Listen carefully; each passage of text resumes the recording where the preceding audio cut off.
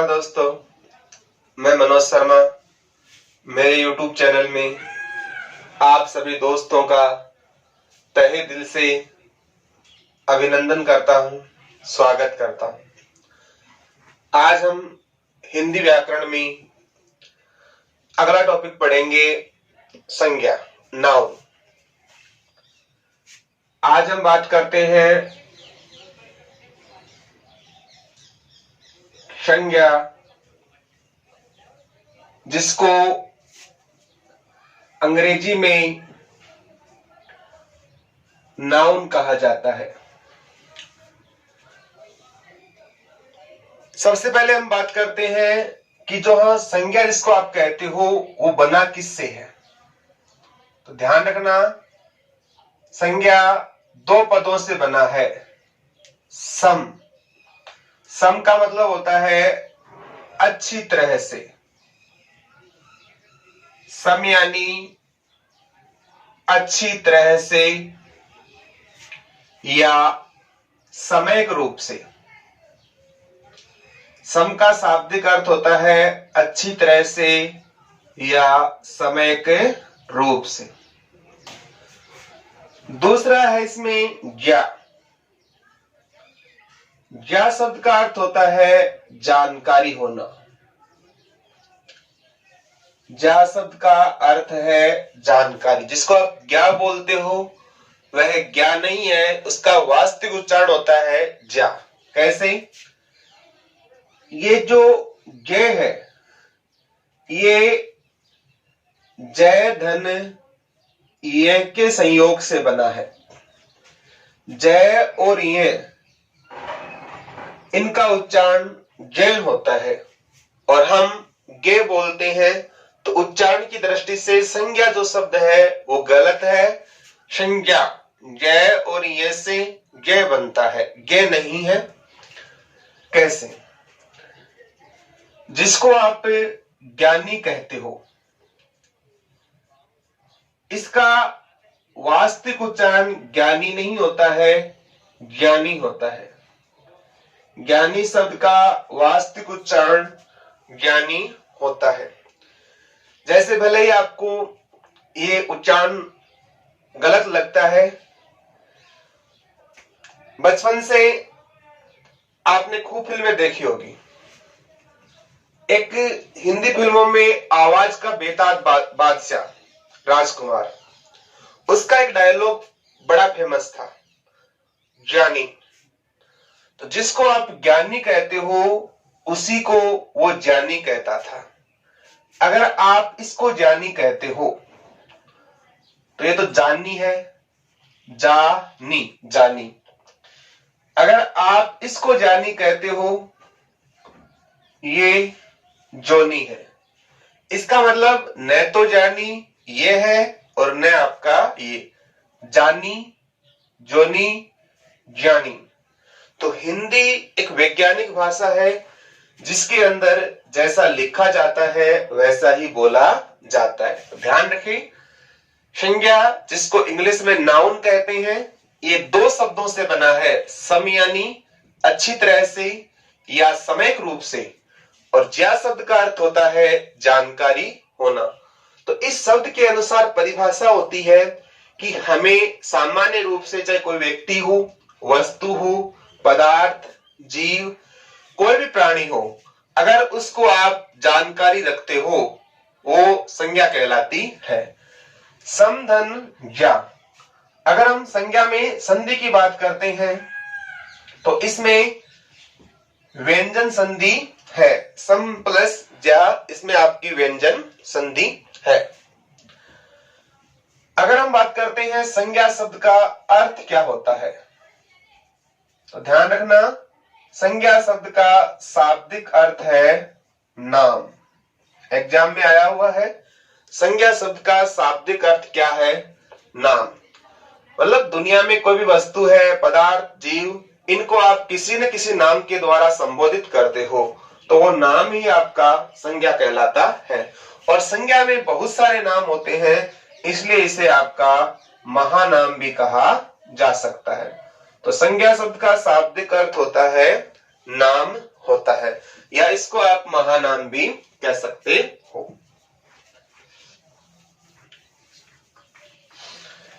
तीसरी बात आती है, संज्ञा विकारी होती है या अविकारी होती है। ध्यान रखना, संज्ञा विकारी होती है। संज्ञा विकारी होती है। अगर हम चर्चा करते हैं शब्दों के प्रकार की, तो शब्द आपके दो प्रकार के होते हैं। एक होता है आपका विकारी शब्द, दूसरा होता है आपका अविकारी शब्द।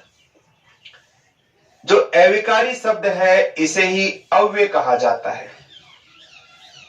अविकारी शब्दों को ही अव्यय कहा जाता है। विकार का मतलब होता है जिनमें आप परिवर्तन कर सकते हो, किसी आधार पर जिनमें परिवर्तन होता है, विकारी। परिभाषा के रूप में ये कह सकते हो, वे शब्द जो लिंग, वचन, काल, कारक आदि से जिनके स्वरूप में परिवर्तन आता है, तो वे शब्द जिनके जो लिंग, वचन, काल, कारक, वाच्य आदि के द्वारा जिनका स्वरूप बदला जा सकता है, परिवर्तित किया जा सकता है, विकारी शब्द कहलाते हैं। और वे शब्द जिनका स्वरूप परिवर्तन नहीं होता है, वे शब्द जिनका स्वरूप परिवर्तन नहीं होता है, किसी भी आधार पर, चाहे लिंग आधारित, वचन आधारित, काल, कारक। तो एग्जाम में पूछा गया था कि वे शब्द जो लिंग, वचन, काल, कारक आदि से परिवर्तित नहीं होते हैं, ऐसे शब्दों को क्या कहा जाता है? तो ऐसे शब्द अव्यय कहलाते हैं और अविकारी कहलाते हैं। विकारी शब्दों में कौन कौन से आते हैं? विकारी में आते हैं आपके संज्ञा,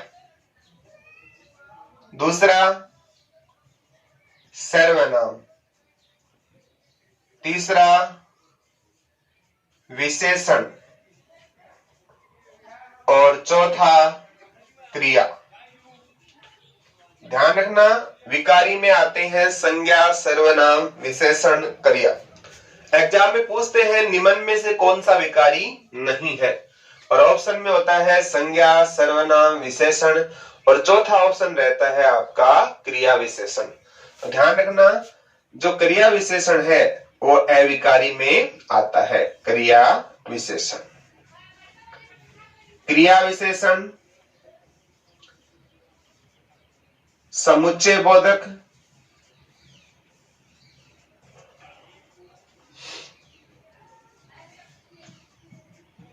संबंध बोधक,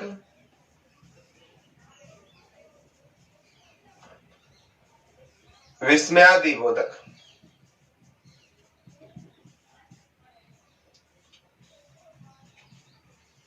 तो क्रिया विशेषण, समुच्चय बोधक, संबंध बोधक और विस्मयादि बोधक, ये चारों आपके अविकारी में आते हैं। तो कैसा भी प्रश्न बन सकता है एग्जाम में, कौन सा विकारी है, कौन सा अविकारी है या नहीं है।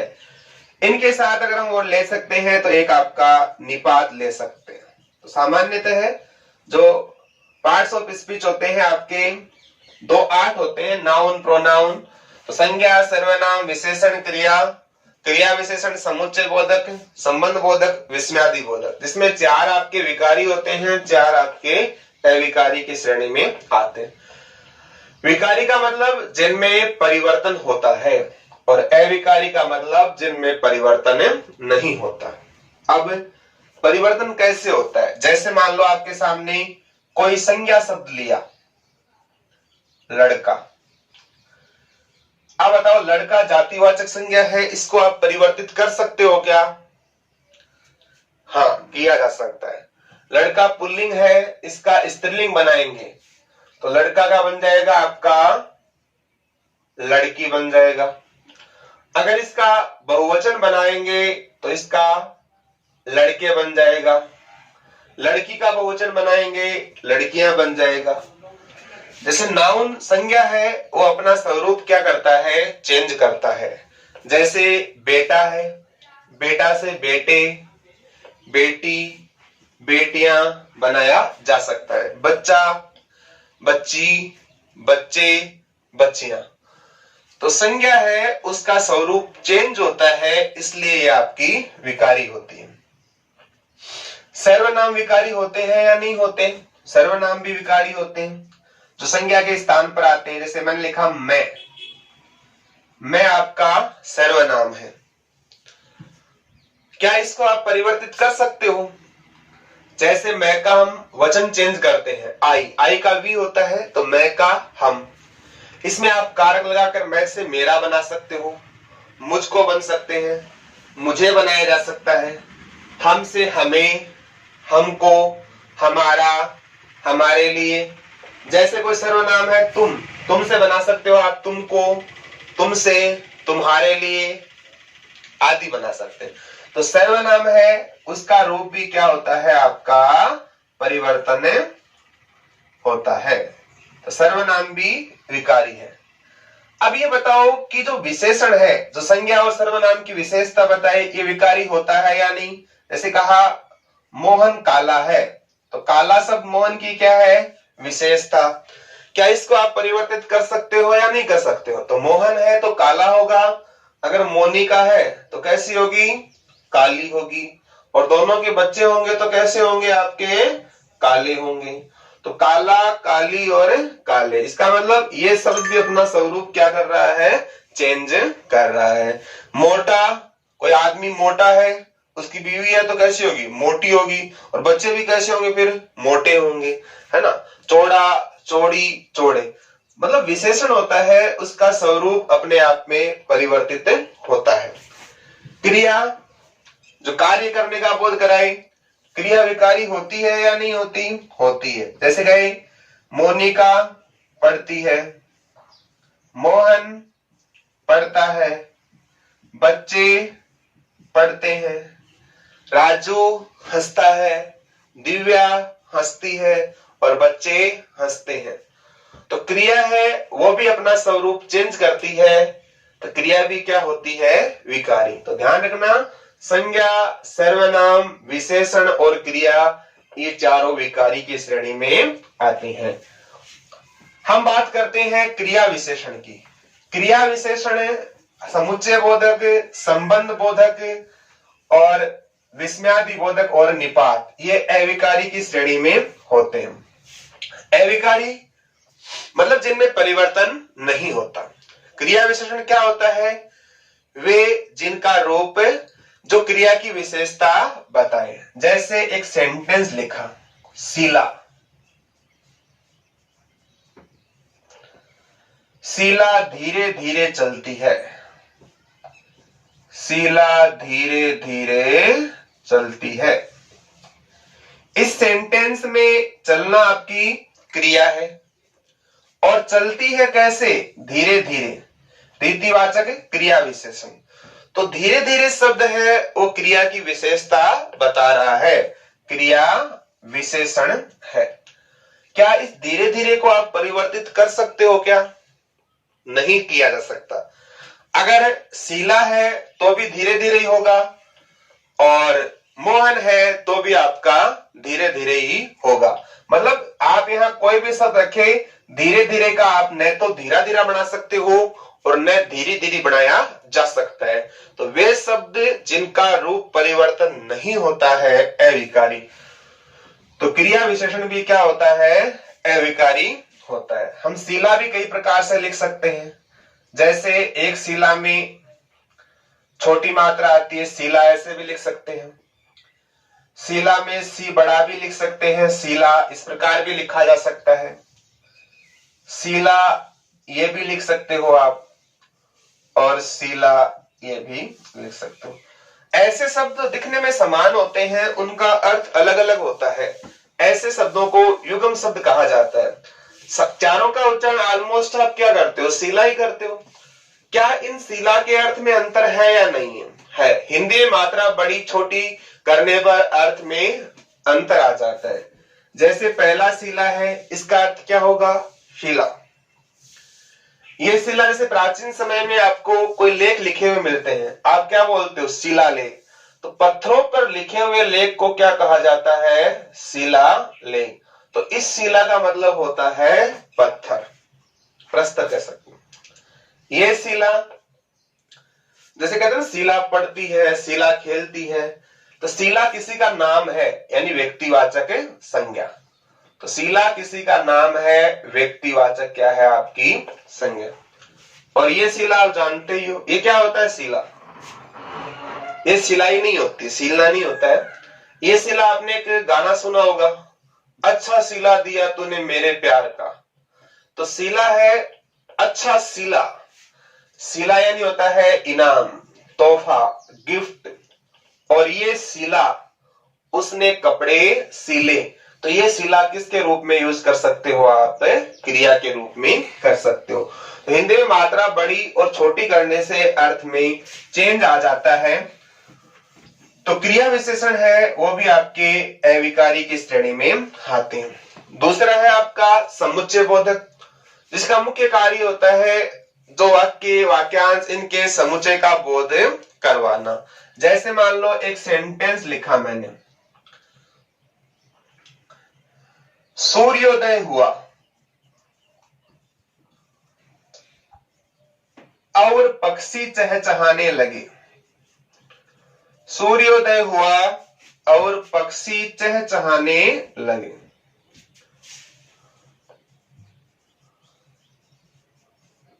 ये संयुक्त वाक्य है आपका। दो सेंटेंस है, एक तो सूर्योदय हुआ, दूसरा सेंटेंस है पक्षी चहचहाने लगे। और इस सेंटेंस को किसके द्वारा जोड़ा गया है? आपका और यहां पर क्या है? समुच्चय बोधक है। क्या इस और को आप चेंज कर सकते हो? क्या नहीं किया जाता।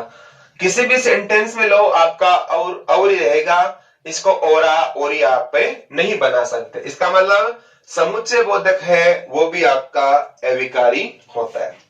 संबंध बोधक, जो किसी संज्ञा या सर्वनाम का आपस में संबंध बताए।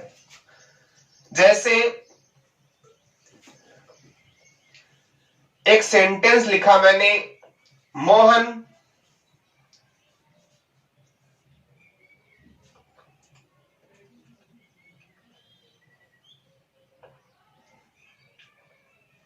ऐसे लिखो आप, घर के भीतर कुत्ता है। घर के भीतर कुत्ता है।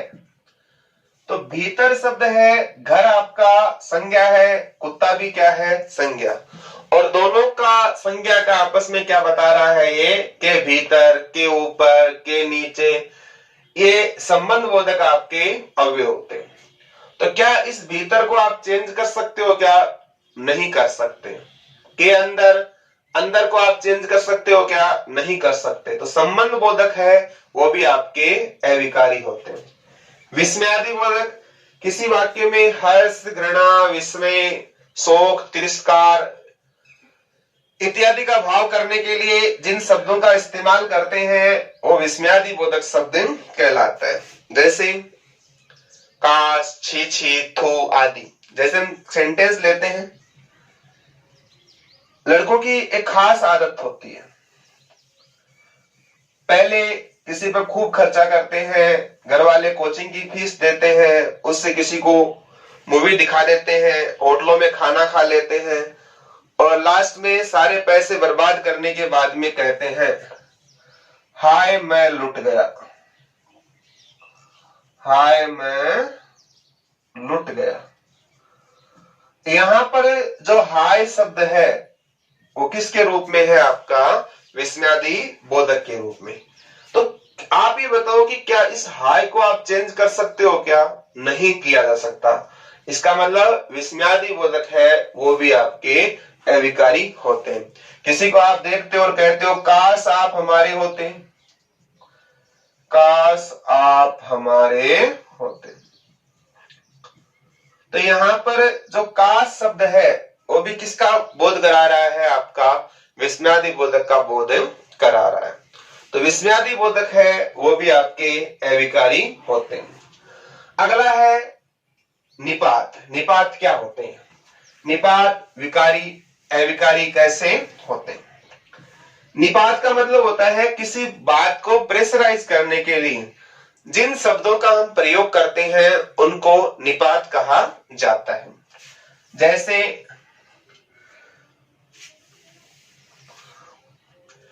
एक सामान्य से वाक्य है, आपको आना है। किसी ने मुझे शादी का कार्ड दिया और कहा आपको आना है। अगले व्यक्ति ने अपना दायित्व पूरा कर लिया, मैं जाऊं या नहीं जाऊं इच्छा पर डिपेंड करता है। अगला व्यक्ति अपने दायित्व को पूरा कर चुका है। आपको आना है कोई निपात नहीं है। बात को प्रेशराइज करने के लिए निपात का प्रयोग करना पड़ता है। जैसे अगले ने कहा आपको ही आना है, तो इस सेंटेंस में जो ही है वो आपका निपात है। आपको ही आना है, इसका मतलब अगले ने अगर कार्ड मुझे दिया है शादी का और कह रहा है आपको ही आना है, मुझे ही बुलाया गया है, तो यहां पर ही आपका क्या है? निपात है, बात को बल प्रदान करने के लिए। अगला ऐसे भी कह सकता है आपको भी आना है, आपको भी आना है। तो इस सेंटेंस के अंदर जो भी है वो भी क्या है? निपात। आपको भी आना है, इसका मतलब कार्ड किसी और व्यक्ति को दिया जा रहा है, उसके पास मैं खड़ा हूं और कहा जा रहा है कि ये तो आएंगे और इनके साथ साथ आपको भी आना है। तो ध्यान रखना, किसी बात को प्रेशराइज करने के लिए जिनका हम यूज करते हैं उन्हें क्या कहते हैं? निपात कहा जाता है। तो ये सामान्य सी जानकारी है। शब्द आपके दो प्रकार के होते हैं, विकारी और अविकारी। संज्ञा, सर्वनाम, विशेषण, क्रिया, ये विकारी की श्रेणी में आते हैं और क्रिया विशेषण, समुच्चय बोधक, विस्मयादि बोधक, संबंध बोधक, ये आपके अविकारी की श्रेणी के अंदर आते हैं। आगे हम चर्चा करते हैं कि जो आपका संसार है, इस संसार में सामान्यतः दो प्रकार की वस्तुएं हम मानते हैं। एक वस्तु होती है आपकी भौतिक वस्तुएं और दूसरी होती है आपकी अभौतिक वस्तुएं। भौतिक वस्तुएं और आपकी अभौतिक वस्तुएं। ये बताओ भौतिक वस्तुएं किसे कहते हैं? ऐसी वस्तुएं जिनका संसार में वजूद होता है, जिसको आप देख सकते हो, छू सकते हो, उसकी कोई आकृति होती है, उसका कोई परिमाप होता है, तो ऐसी वस्तुओं को हम कहते हैं भौतिक वस्तुएं। अभौतिक वस्तुएं वे होती है जिनको आप न तो देख सकते हो न छू सकते हो, उन्हें केवल अनुभव और महसूस किया जा सकता है। अगर प्रश्न आ जाए संज्ञा में कौन सी वस्तुएं शामिल होती है? भौतिक पदार्थ, अभौतिक पदार्थ, दोनों या इनमें से कोई नहीं? तो ध्यान रखना, संज्ञा के अंदर भौतिक और अभौतिक दोनों ही आती हैं।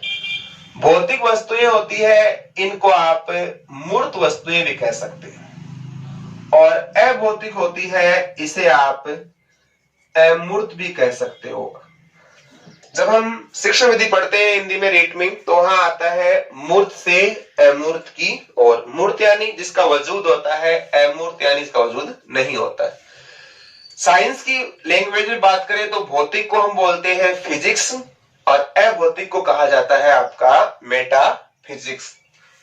और मूर्त को इंग्लिश में कहते हैं कंक्रीट और अमूर्त को कहा जाता है अब्स्ट्रैक्ट। मूर्त का इंग्लिश वर्ड होता है कंक्रीट और अमूर्त को कहते हैं आपका अब्स्ट्रैक्ट कहा जाता है। जो भौतिक वस्तुएं होती है उसको आप देख सकते हो, इसका मतलब वो आपका संसार है, इस संसार में विद्यमान होती है, मौजूद होती है। और अभौतिक वस्तुएं इस संसार में मौजूद नहीं होती है, इसका मतलब है वो आपकी कल्पित वस्तुएं होती है, कल्पनाओं में होती है। ध्यान रखना, संज्ञा में दोनों ही आती है, भौतिक और अभौतिक वस्तुएं आती है। कैसे? बचपन से हमने परिभाषा पढ़ते हैं, किसी व्यक्ति, वस्तु, पदार्थ, जीव, किसी व्यक्ति, वस्तु, पदार्थ, जीव, गुण या भाव आदि के नाम को संज्ञा कहा जाता है। किसी व्यक्ति, वस्तु, स्थान, गुण या भाव आदि के नाम को संज्ञा कहते हैं। तो व्यक्ति, वस्तु, पदार्थ, जीव किस में आते हैं? आपके भौतिक वस्तुओं में। और गुण और भाव किस में आते हैं? अभौतिक वस्तुओं के अंदर शामिल होते हैं। यह सामान्य रूप से ऐसा भी कह सकते हैं, संसार में जो भी वस्तुएं हैं, चाहे जिसका अस्तित्व है या नहीं, अगर हम उनको किसी न किसी नाम के द्वारा पुकारते हैं तो वो सारी की सारी आपकी संज्ञा के अंदर शामिल होती है। तो यह आपकी संज्ञा की परिभाषा है। आगे हम बात करते हैं संज्ञा के भेदों की। कितने भेद होते हैं आपके संज्ञा के? तो ध्यान रखना, संज्ञा है उसके सामान्यतः जो भेद है वो 3 भेद माने जाते हैं। संज्ञा के सामान्यतः 3 भेद होते हैं। कौन कौन से होते हैं? एक होता है आपका व्यक्तिवाचक संज्ञा,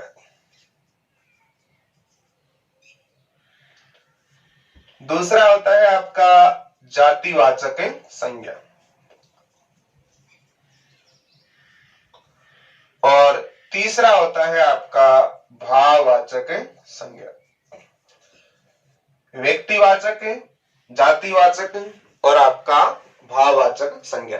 संज्ञा के 3 भेद होते हैं, व्यक्तिवाचक, जातिवाचक और भाववाचक। तो ध्यान रखना, नाउन है उसके मूल भेद 3 होते हैं, व्यक्तिवाचक, जातिवाचक और भाववाचक। आजकल हम अंग्रेजी व्याकरण का भी अनुसरण करते हैं, तो इंग्लिश व्याकरण के अनुसार हम संज्ञा के 5 भेद मानते हैं। 2 भेद कौन से हैं? एक भेद है आपका द्रव्यवाचक संज्ञा और एक भेद है आपका समूह या समुदायवाचक संज्ञा। तो अंग्रेजी व्याकरण में इनके अलावा 2 भेद और माने जाते हैं, द्रव्यवाचक, समूह और समुदायवाचक। दोनों प्रश्न आए हुए हैं। मूल भेद 3 होते हैं। संख्यात्मक आधार पर अगर हम कुल संख्या की बात करते हैं तो संख्या के आधार पर कितने भेद होते हैं आपके? 5। लेकिन ध्यान रखना, ये दोनों भेद हैं वो मूलतः है जातिवाचक संज्ञा के ही भेद माने जाते हैं। द्रव्यवाचक संज्ञा, समूह या समुदायवाचक संज्ञा, ये दोनों ही जातिवाचक संज्ञा के भेद माने जाते हैं। अब व्यक्तिवाचक संज्ञा है, इसको इंग्लिश में क्या कहते हैं? ध्यान रखना, जो व्यक्तिवाचक संज्ञा है इसको बोलते हैं प्रॉपर नाउन। जातिवाचक है, इसको इंग्लिश में कहा जाता है कॉमन नाउन। और भाववाचक को इंग्लिश में कहते हैं आपका अब्स्ट्रैक्ट नाउन। व्यक्तिवाचक प्रॉपर नाउन, जातिवाचक कॉमन नाउन, भाववाचक अब्स्ट्रैक्ट नाउन। द्रव्यवाचक को इंग्लिश में बोलते हैं मेटेरियल नाउन, मेटेरियल नाउन। और समूहवाचक को इंग्लिश में कहते हैं आपका कलेक्टिव नाउन, कलेक्टिव नाउन। तो इंग्लिश व्याकरण में 5 भेद होते हैं, व्यक्तिवाचक प्रॉपर नाउन, जातिवाचक कॉमन नाउन, भाववाचक अब्स्ट्रैक्ट नाउन, द्रव्यवाचक मेटेरियल नाउन और समूह या समुदायवाचक होता है आपका कलेक्टिव नाउन। अब हम थोड़ी सी शब्दों के बारे में चर्चा कर लेते हैं कि किस शब्द में कोई संधि है, कोई इसका युग्म शब्द है या नहीं। सबसे पहले हम बात करते हैं व्यक्ति शब्द की। अगर आपको पूछ लिया जाए कि व्यक्ति शब्द में संधि कौन सी है, तो ध्यान रखना, व्यक्ति शब्द बनता है वी धन अक्ति से। वी धन अक्ति से क्या बनता है? व्यक्ति। और व्यक्ति शब्द में संधि कौन सी है आपकी? यण संधि। देखो, वी उपसर्ग होता है, वी का अर्थ पॉजिटिव भी होता है, नेगेटिव भी होता है। वी यानी विशेष भी होता है, वी का मतलब विपरीत भी होता है। अक्ति का मतलब क्या होता है? युग्म शब्द होते हैं। एक तो आपका अक्ति और एक आपका उक्ति। अक्ति शब्द है, इसका अर्थ होता है रचना, और उक्ति शब्द है, इसका अर्थ होता है कथन। अक्ति यानी रचना, उक्ति यानी होता है कथन। कहते हैं ना, भगवान की जो विशेष रचना है उसे क्या कहा जाता है? वी यानी विशेष भी होता है, विशिष्ट विपरीत। तो विशेष रचना को क्या कहते हैं? व्यक्ति। अक्ति यानी रचना। उक्ति पढ़ते ना, पुनः प्लस उक्ति पुनरुक्ति। तो कोई बात दोबारा से कहते हो, कथन या उक्ति का मतलब होता है आपका कथन। अब दूसरा शब्द है आपका वाचक। वाचक शब्द बना है वच धातु से, और वच में कौन सा प्रत्यय है आपका? अक। वच, वच से ही बनता है वचन, है ना? तो वच धातु में अक प्रत्यय। जाति शब्द, ध्यान रखना, जाति, जाति में ती छोटा भी आता है और जाति में ती बड़ा भी आता है। क्या अंतर है दोनों में? युग्म शब्द है ये भी। जाति, जहां छोटी आए जाति बोलते तुम किस जाति की हो, बाई कास्ट। जाति यानी होता है कास्ट। और बड़ा जाति कौन सा है? जिसमें ती बड़ा है, जाति हूं मैं, है ना? गाना सुना होगा आपने। जाति वह जाति है, यानी एज ए क्रिया, वर्ब है। जाति यानी होता है बड़ा क्रिया। अब हम बात करते हैं भाव। एक तो होता है भाव और एक शब्द है भव। क्या अंतर है भाव और भव में? आप कहते हो ना, उसके मेरे प्रति भाव। भाव यानी विचार, अमूर्त होते हैं। और भव यानी क्या होता है? ध्यान रखना, भव है, इसका शाब्दिक अर्थ होता है संसार। तो भाव यानी विचार, और हम मोल भाव कीमत लगाते हैं, वहां भी यूज का करते हैं ना कि क्या भाव खाती हो ना। तो भाव मोल के लिए भी लगाया जा सकता है। भव यानी संसार, लेकिन यहाँ जो भाव है वो विचारों से, अदृश्य पदार्थों से लिया जाता है। द्रव्य, देखो एक द्रव्य में द्रव होता है और एक आपका होता है द्रव्य। क्या अंतर है द्रव और द्रव्य में? ये द्रव है, पदार्थ की अवस्थाएं आपने पढ़ी होगी बचपन में, ठोस, द्रव और गैस। तो ये द्रव है, इसका मतलब होता है लिक्विड अवस्था, तरल अवस्था। पदार्थ की जो तरल अवस्था होती है उसे द्रव कहा जाता है, जिसका आकार अनिश्चित होता है और आयतन निश्चित होता है।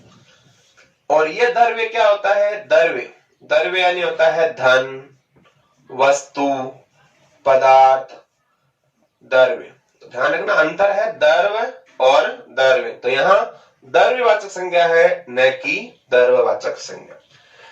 अंतिम वर्ड है समूह है या समुदाय। अगर हम बात करते हैं समुदाय शब्द कैसे बना है, तो ध्यान रखना, समुदाय शब्द बना है आपका सम प्लस उदाय से। और समुदाय की बात करें तो समुदाय शब्द में संधि कौन सी है आपकी? व्यंजन संधि। तो सम प्लस उदाय से बनता है समुदाय, और इसमें आपकी व्यंजन संधि है। देखो मैं अर्धाक्षर है, मैं के अंदर उ जोड़ते हैं तो बन जाता है मु, व्यंजन संधि। अगर हम बात करते हैं उदाय शब्द की, तो उदाय किससे बनता है आपका? उत प्लस आय से। यहां भी व्यंजन संधि है। पहला अपने ही परिवार का क्या बनता है? तीसरा, तय का तीसरा क्या बन जाएगा आपका? तय बन जाएगा। तो उत प्लस आय से बनता है उदाय। हिंदी में तो उत हो जाता है। अगर हम संस्कृत की बात करते हैं तो संस्कृत में उत के स्थान पर आपका उद बन जाएगा, तो उद प्लस आय। तो उदाय में मूलतः तो संधि होगी आपकी व्यंजन संधि, और इसमें ध्वनि किसकी आ रही है? आय। और आय की ध्वनि किस में आती है आपकी? अयादि संधि में आती है। अगर आप इसको अयादि के अनुसार बनाएं तो उसका बना सकते हो उदय।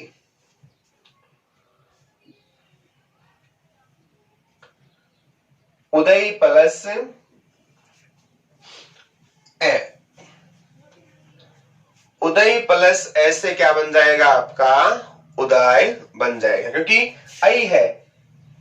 अयादि संधि में ऐ का क्या बनता है? आय बनता है।